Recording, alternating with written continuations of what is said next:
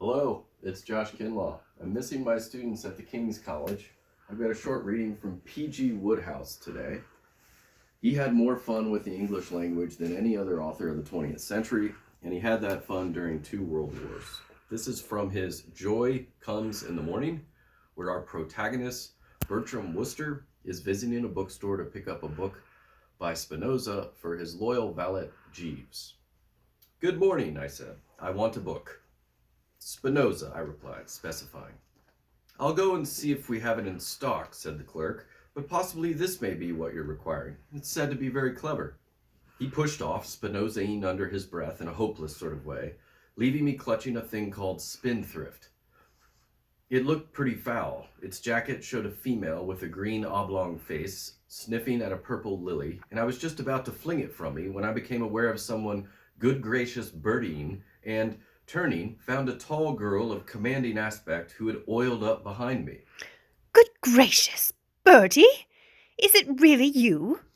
I emitted a sharp gurgle and shied like a startled mustang. It was Florence Cray. Briefly, the reason why this girl's popping up had gotten in amongst me in this fashion was that we'd once been engaged to be married, and not so dashed long ago either.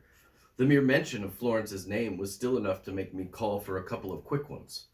Scanning the roster of females I've nearly gotten married to in my time, we find the names of some tough characters. Honoria Glossop was hardy. Her laugh was like a steam riveting machine, and from a child she'd been a confirmed backslapper. Madeline Bassett was soppy. She had large melting eyes and thought the stars were God's daisy chain. These are grave defects, but to do this revolting duo justice, neither had tried to mold me, and that was precisely what Florence Cray had done from the start, seeming to look at old Bertram Wooster as a mere chunk of plasticine in the hands of a sculptor.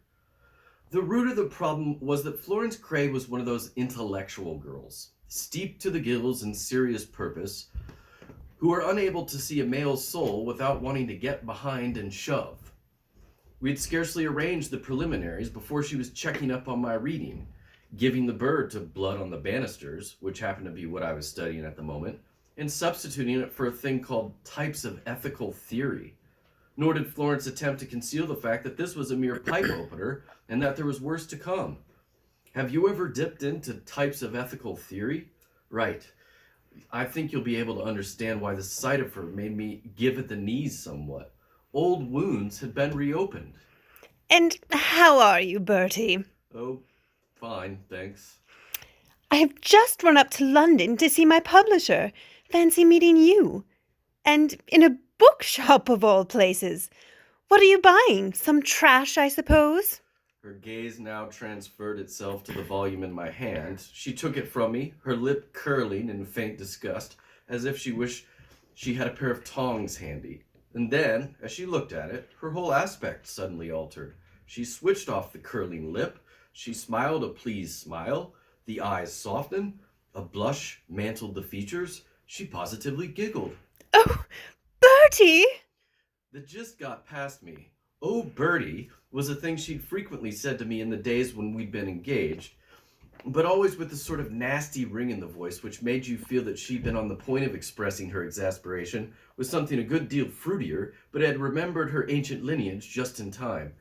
This current "Oh, Bertie" was quite different, practically a coo, as if one turtle dove addressing another turtle dove. Oh, Bertie! Well, of course I must autograph it for you. She said, and at the same moment, all was suddenly made clear to me. I'd missed it at first, because of course I'd been concentrating on the girl with the green face, but now I perceived, at the bottom of the jacket, the words, "By Florence Cray."